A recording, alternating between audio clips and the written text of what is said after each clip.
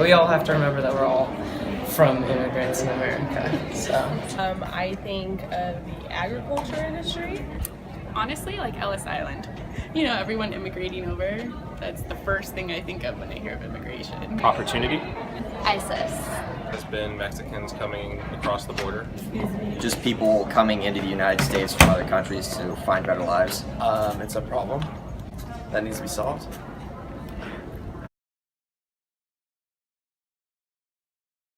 I don't think that they're taking American jobs. I think they're doing really honest, hard work.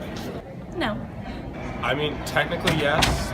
I think that if anything, they're taking the jobs that nobody else wants to do. Possibly.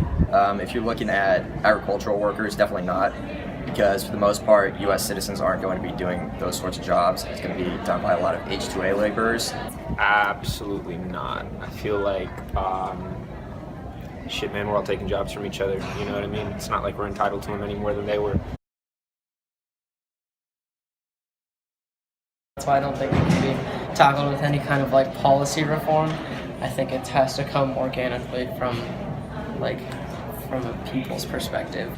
I think if we build a wall, it would be a great solution to solve the immigration problem. You know, I'm not really informed on this topic.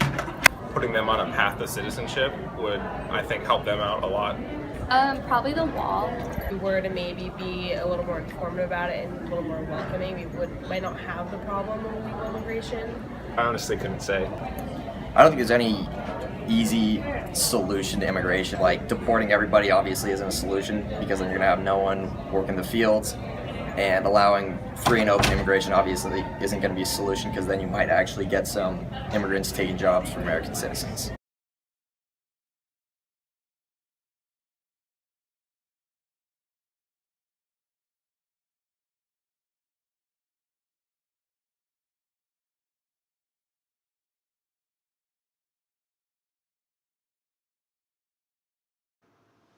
Farmers in California are faced with an increasing issue of a labor shortage, combined with the climbing prices associated with the little labor they can find. Bloomberg Politics reports the average hourly wage of a U.S. agricultural field worker in April was $12, according to a survey conducted by the USDA. That's up 5.6% from a year earlier. As a vice president of an agricultural productions company describes, if you look just at the California minimum wage increase, for every dollar an hour it goes up is another $1 million in wages we have to pay over the course of a year, and that doesn't include the benefits package. Comments regarding immigrants made by President Trump during his campaign, such as building a wall along the border, has implanted in the minds of the general public the impression that immigrants make no positive contributions to American society. This has impeded progress towards allowing potential farm workers to reach employers in the U.S. The labor supply is not going up, no matter what anybody says, one Kingsburg, California farmer states. The farm owner continues, we are probably at half the volume of stone fruit that we were perhaps 10 years ago. We have lost blocks of fruit this year simply because we couldn't get the labor we needed. It's not going to get any better. We're at a tipping point where we need a combination of technology and labor to help us stay competitive. I can't keep raising my prices. It won't work in the marketplace. Should California's immigration policy continue in the direction of closing the borders, what could potentially be up to 61% of fruit production in the United States could be lost to other countries, according to the American Farm Bureau Federation. Tom Nassif of the Western Growers Association poses the question, how do you compete with that when you have more regulations and less labor? The importance of this issue is immense. California agriculture is a $47 billion industry and responsible for millions of jobs. Thus, an issue in agriculture affects everyone. For example, the rate of population growth and the rate of food production are not in mutual flow. The UN DESA report estimates that the world population will grow to over 9 billion people on the planet by the year 2050. In order to feed the world's growing population, farmers must produce more food in the next 50 years than they have in the past 10,000. All while land is becoming less available. According to research done by Monsanto Company, this means most crop yields will have to increase by 60%, forcing farmers to learn how to do a lot more with a lot less. In 2015, President Obama proposed an immigration plan that would allow amnesty for illegal immigrants that fulfilled certain requirements. These undocumented immigrants must come forward and register, submit biometric data, pass criminal background and national security checks, and pay fees and penalties. These immigrants with provisional citizenship will still not be eligible for tax credits, subsidies, or other federal benefits, but they will be able to apply for jobs and be protected by labor laws. Before the law could be passed, the Supreme Court shut down and blocked the proposal from passing. As a group, we believe that were this law to be passed, we would not be faced with an extreme labor shortage. The Salinas Valley is where the labor shortage is the most prevalent. Adopting technology can combat this difficulty. Technology will become more influential throughout the U.S. agricultural sector as new technologies become more practical than labor over the next decade.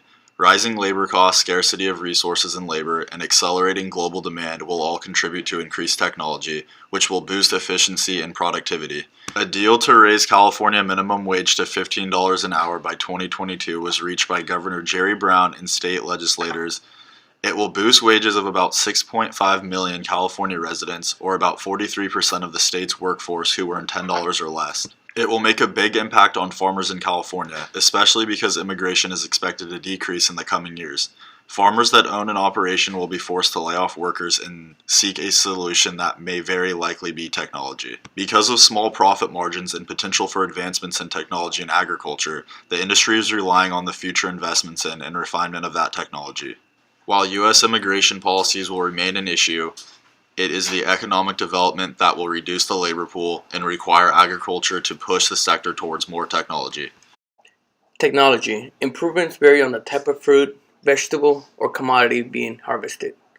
An example of how efficient technology varies from one product to another depends on the machines and product. Strawberry machines called agrobots not being efficient enough to machines that harvest corn being super efficient.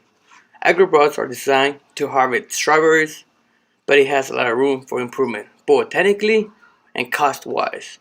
But a few farmers are currently using them. On the other hand, machines for commodities like corn allows businesses to maximize profitability, increase operation efficiency, and cut labor costs. Another example of machines being adopted to cut the cost of labor is the bunny rob. The bunny rob destroys 120 weeds per minute, compared to workers who are walking through the fields and taking more time to do it. Another machine that is used on fields is the Blue River Lettuce Bot. It thins out lettuce fields. This machine was built by Blue River. What it does, using sensors, it detects insects and weeds and it sprays pesticides on those areas only. According to Blue River, it can treat up to 5,000 plants in a minute. In conclusion, California agriculture has been faced with an increasing shortage of labor in the recent years. In addition, climbing prices for commodities and the possibility of our new president-elect's potential alterations to immigration policy have put the entire industry at risk. Previous policies, such as President Obama's 2015 immigration plan to allow amnesty to illegal immigrants, could have aided the labor shortage crisis, but were shut down by the Supreme Court. To face these challenges, we suggest a larger investment towards improving technology in order to combat the labor shortage and increase productivity. While millions of dollars are being invested into technology, according to Western Growers CEO Tom Nassif, it should be in the multi-billions. With $47 billion in revenue and millions of jobs on the line, investing in new technologies combined with the reworking of how we approach immigration in order to provide the industry with a larger labor force is the clear solution to the labor shortage. New technologies such as the Bonnie Rob and the Agrobot have the potential to cut costs of labor, improve efficiency, and increase overall production. It will be a slow process, but increasing the rate of technological advancement to match the increasing rate of labor shortage should be a #1 priority for Californian agriculture. Thank you for watching.